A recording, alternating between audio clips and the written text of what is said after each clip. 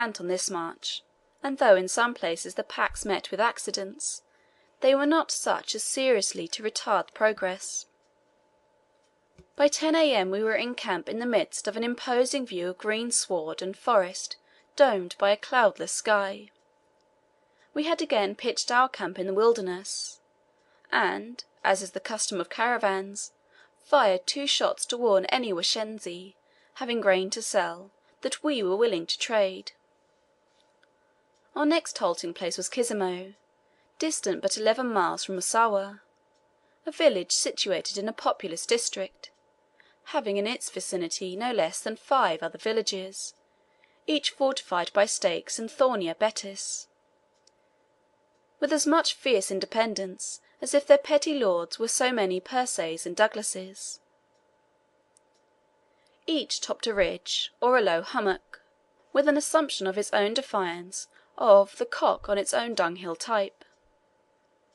Between these humble eminences and low ridges of land wind narrow vales which are favoured with the cultivation of matama and Indian corn.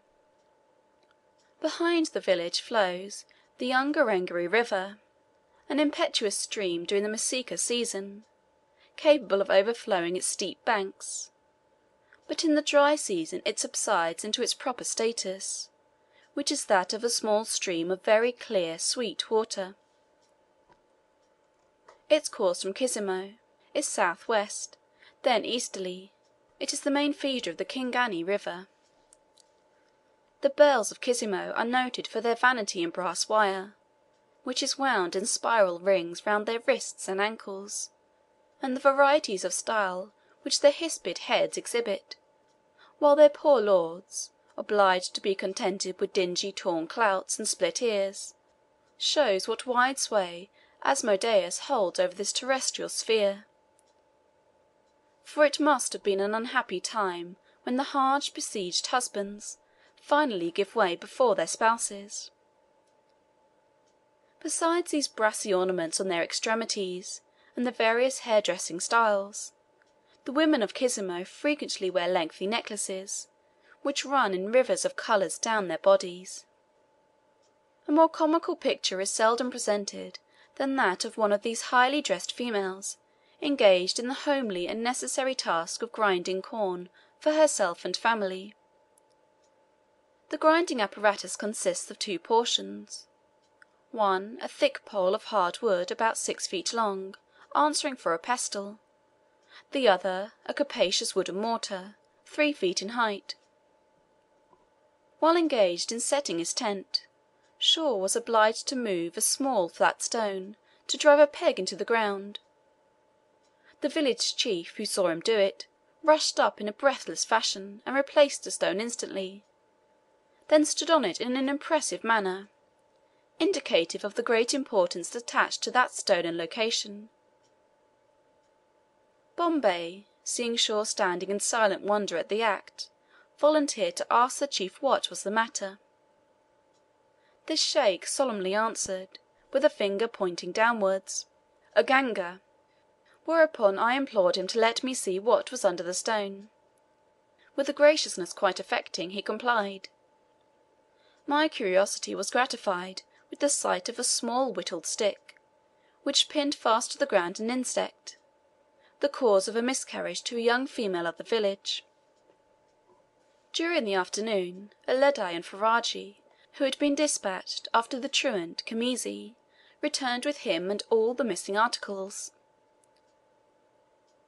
Khamisi, soon after leaving the road and plunging into the jungle, where he was mentally trumpeting in his booty, was met by some of the plundering Washensi, who were always on the qui vive for stragglers, and unceremoniously taken to their village in the woods, and bound to a tree, preparatory to being killed.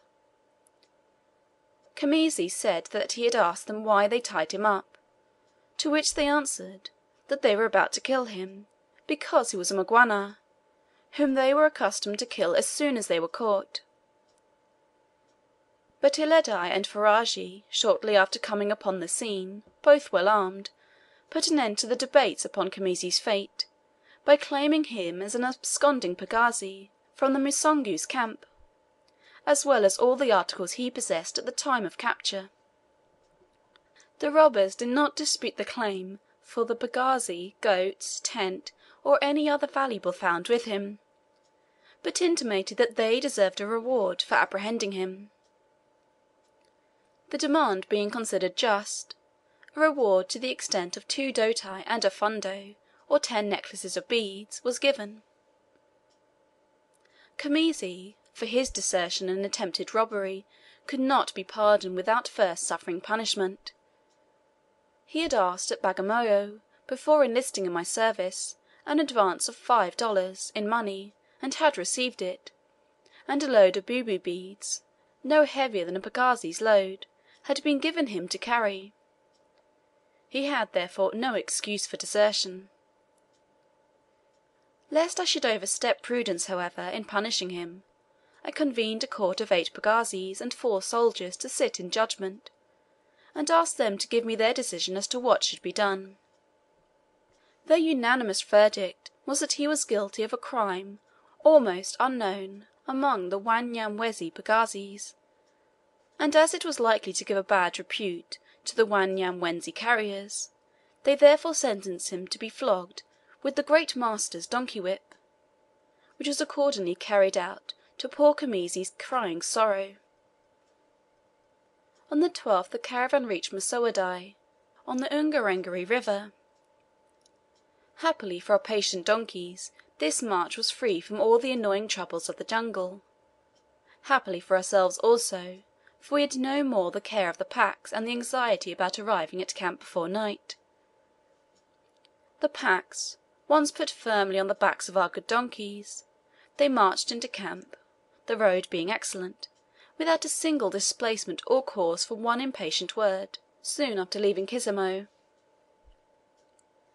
A beautiful prospect, glorious in its wild nature, fragrant with its numerous flowers and variety of sweetly smelling shrubs, among which I recognized the wild sage, the indigo plant, etc., terminated only at the foot of Kira Peak and sister cones, which marked the boundaries between Udoe and Ukami, yet distant 20 miles.